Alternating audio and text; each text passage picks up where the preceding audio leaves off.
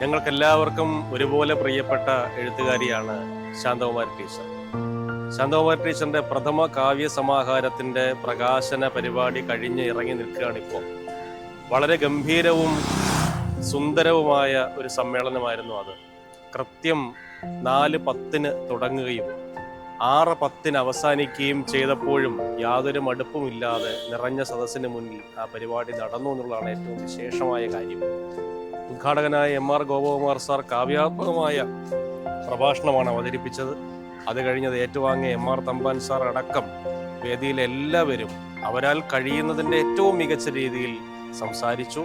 ടീച്ചറിനോടുള്ള നിറഞ്ഞ സ്നേഹം കൊണ്ട് തന്നെ ആവണം എല്ലാവരും പരിപാടി തീരുന്നതുവരെ ഉണ്ടായിരിക്കുകയും വേദിയിലും സദസ്സിലും ഉണ്ടായിരിക്കുകയും ടീച്ചറിന് ഹൃദയംഗമമായ ആശംസകൾ നേരുകയും ചെയ്തു.